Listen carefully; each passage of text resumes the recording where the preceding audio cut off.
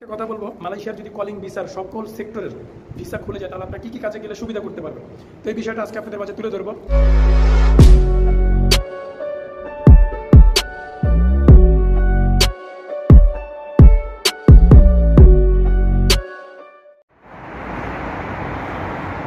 আসসালামু আলাইকুম, কেমন আছেন মালয়েশিয়ার প্রবাসী ভাইরা? আশা করি সকলেই ভালো আছেন। গাড়ির শব্দ রে ভাই, এত গাড়ি দেখেন, মানে আমার কথা ক্লিয়ার বোঝা যাচ্ছে কিনা আমি জানি না, আপনাদেরকে একটু পিছনের ক্যামেরা দিয়ে দেখাই।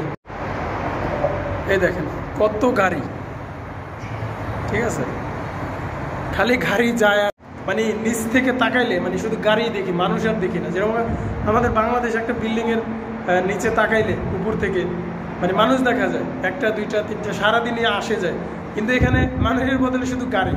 এই দেশে আপনার গাড়ি থেকে মানুষ থেকে গাড়ি বেশি, ঠিক আছে, মানে এতটা আর কি।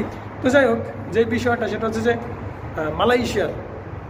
মালয়েশিয়ার কাজের অনেক দিন ধরে তো আপনাদের মালয়েশিয়ার শুধু ওই যে ভিসা আপডেট দিই, মানে ভিসা খুলবে কি খুলবে না এই জিনিসটা শুধু আপডেট দিই, তাই না? তো আজকে কথা বলবো মালয়েশিয়ার যদি ভিসা খুলে যায় হঠাৎ করে তাহলে আপনারা কি কি কাজের জন্য যেতে পারবেন। এই বিষয়টা জানা থাকলে কিন্তু অনেক ভালো। যেমন আপনাদের জন্য যদি ভালো কাজ মিলে যায় তো অবশ্যই এই জিনিসটা খুবই গুরুত্বপূর্ণ আপনাদের জন্য। তো যাই হোক, আজকে কথা বলবো মালয়েশিয়ার যদি কলিং ভিসার সকল সেক্টরের ভিসা খুলে যায় তাহলে আপনারা কি কি কাজে গেলে সুবিধা করতে পারবেন। তো এই বিষয়টা আজকে আপনাদের মাঝে তুলে ধরবো। এবং আমি গত 4 তারিখে, এই মাসের 4 তারিখে, আমি আজকে হচ্ছে 9 তারিখ, আরও 5 দিন আগে আমি একটা ভিডিও আপলোড করেছিলাম যে মালয়েশিয়ার সকল সেক্টরের ভিসা খুলবে 11 এপ্রিল কি 12 এপ্রিলের পরে, যখন ডক্টর ইউনূস সাহেব সফর করবে মালয়েশিয়াতে। এই বিষয়টা অনেকে আমাকে কমেন্টও অনেক কথাই বলছে, তো তাদের উদ্দেশ্যে বলি, ডক্টর ইউনূস সাহেব এই মাসে সফরে যাবেন, মালয়েশিয়ার প্রধানমন্ত্রীর সাথে দেখা করবেন, ভিসা সংক্রান্ত তিনি আলোচনা করবেন এবং সকল ভিসা খোলার আহ্বান জানাবেন। এই বিষয়টা যদি সত্য না হয় ভাই, আপনারা আমার চ্যানেলের ভিডিও দেখেন না বা আমার ভিডিও দেখেন না। তো যাই হোক, ভিডিওটা অনেক বড় হয়ে যাবে। তো আজকে কথা বলবো মালয়েশিয়ার যদি সকল সেক্টরের ভিসা খুলে যায় তখন আমরা কি কি কাজে গেলে আমরা সফলতা অর্জন করতে পারবো মালয়েশিয়াতে। কারণ বিশ্বের এখন অনেক জায়গায় কাজের সংকট, মানে প্রচণ্ড পরিমাণ কাজে, মানে অনেকেই কাজ পাচ্ছে না, কাজে মানে করতে পারতেছে না, কারণ কাজ না জানার কারণে, দক্ষ না হয়ে বিদেশ না আসার কারণে আমরা অনেক সময় ভোগান্তিতে পড়ি। তো আজকে আপনাদের মাঝে তুলে ধরবো। তো ভিডিওটি শুরু করার আগে আপনাদের কাছে রিকোয়েস্ট, যারা এখন আমার কে ডেঞ্জার টু ইউটিউব চ্যানেলটি সাবস্ক্রাইব করেনি তারা এখনই করে দিবেন, আর যারা করেছেন তাদেরকে অসংখ্য ধন্যবাদ। তো প্রবাসী ভাইরা, ফার্স্টে যে কথা বলি যে নির্মাণ শ্রমিক প্রচণ্ড পরিমাণ চাহিদা থাকে বিদেশে। এই দেখেন এই যে বিল্ডিংগুলো, ঠিক আছে, বিদেশে কিন্তু বাংলাদেশের মতো না, এক একটা বিল্ডিংয়ে প্রায় মানে এক একটা সাইডে আপনার প্রায় 50 তলা 100 তলার মতো মানে কাজ হয় একসাথে। ধরেন আমি যে বিল্ডিংটার ভিতরে দাঁড়ায় আছি, এখানে 4টা বিল্ডিংয়ে আপনার 11 তলা 10 তলা করে রয়েছে। তো এখানে ধরেন 40 তলা। তো এই 40 তলায় এখানে কি 1-200 লোকে হবে? আপনার প্রায় 600-700 লোক একসাথে কাজ করে। কেউ কাজ করে যে প্রিন্টের কাজ করে ভাই, দেখেন, ঠিক আছে, কেউ কাজ করে প্রিন্টের। দেখেন আপনাদেরকে লাইভ প্রমাণ সহ দেখাবো।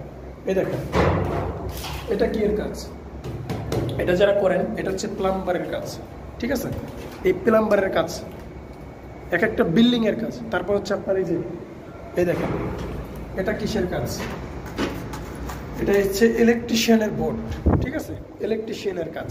তো আপনাদেরকে 3টা কাজ দেখালাম। তো এই মানে একটা বিল্ডিংয়ের ভিতরে ম্যাশন, কার্পেন্টার, স্টিল পিকচার, আপনার ইলেকট্রিশিয়ান, প্লাম্বার, ফায়ার, ওয়েল্ডার, মানে যত ধরনের কাজ আছে, আপনি যদি নির্মাণাধীন শ্রমিকের মধ্যে যদি একটা হাতের কাজ জেনে থাকেন, আপনি ইনশাল্লাহ আপনি ভালো কিছু করতে পারবেন ভাই মালয়েশিয়াতে। যদি ভিসা খোলে, আল্লাহর রহমতে আমি তো ভিডিও করি সবসময় মালয়েশিয়ার ভিসা খোলা নিয়ে, যদি ভিসা খুলে যায় তাহলে আলহামদুলিল্লাহ আপনি এই নির্মাণাধীনের ভিতরে আপনি যদি এরকম ধরনের একটা কাজ শিখে আসতে পারেন তাহলে আলহামদুলিল্লাহ ভালো। আর নির্মাণাধীনের বাইরের যে কাজ মালয়েশিয়াতে লোক নেয়, এটা ভাই নিবে, যদি ভিসা খুলে যায় তাহলে এই সমস্ত কাজের লোক নেবে ইনশাল্লাহ, আশা করা যায়। তারপর বাইরে যেমন আবাসিক, হোটেল, রেস্টুরেন্ট, তারপর হচ্ছে যে কৃষি খাতের, এই যেরকম প্লান্টেশন, এগ্রিকালচার, মুরগির ফার্ম। তো এই যে হোটেল রেস্টুরেন্টের ভিতরে আমাদের কিন্তু ইয়াং জেনারেশন অনেকেই ধানমন্ডি 32 নম্বর গুলশানের ওইদিকে অনেকে 5 স্টার হোটেলে চাকরি করে বা ভালো ভালো রেস্টুরেন্টগুলো যেখানে বিদেশির আনাগোনা থাকে। তো ওইখানে কিন্তু আমাদের অনেক ভাইরা ইয়াং জেনারেশনরা ওইখানে কাজ শিখে কিন্তু বিদেশে আসে কাজ করার জন্য। তো তাদের জন্য আমি বলবো যদি হোটেল রেস্টুরেন্টের কাজ করে থাকেন, মালয়েশিয়াতে প্রচণ্ড পরিমাণ ফরেনিয়ার, কারণ আপনারা জানেন যে মালয়েশিয়ার চায়নাদের উপর ব্যবসা নির্ভরশীল। মালয়েশিয়াতে প্রচণ্ড পরিমাণ চায়নারা ব্যবসা করে হোটেল রেস্টুরেন্টে। তো এইগুলো যদি আপনি বাইরের কাজগুলো শিখে আসতে পারেন তাহলে আলহামদুলিল্লাহ ভালো কিছু করতে পারবেন। আর একটা হচ্ছে কলকারখানা। আপনারা জানেন যে মালয়েশিয়াতে চায়নারা প্রচণ্ড পরিমাণ কলকারখানা, যেমন এই যে নাট, স্ক্রু, পলিথিন ফ্যাক্টরি, কলের ফ্যাক্টরি, কল বানায়। তো এরকম ধরনের ফ্যাক্টরি আমাদের বাংলাদেশে যে ফ্যাক্টরিগুলো রয়েছে মুতুলের, তো মালয়েশিয়াতে এইসব ধরনের কাজ আছে। তো আপনি যে কোনো ধরনের কাজ যদি জেনে থাকেন তাহলে আপনাকে দক্ষ হয়ে আসতে হবে, আপনি কাজ শিখে আপনাদের আসতে হবে। কারণ এখন বর্তমানে বিদেশে প্রচণ্ড পরিমাণ লোক হয়ে গেছে, এখন কাজ না জানা থাকলে মানে বিপদে পড়বেন 100%। ভাই আপনি বিপদে পড়বেন, বিপদ থেকে কেউ রক্ষা করতে পারবেন।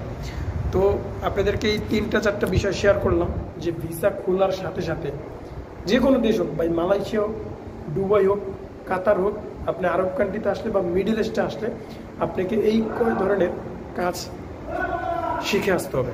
তো প্রবাসী ভাইরা আজকের মতো এখানেই ছিল।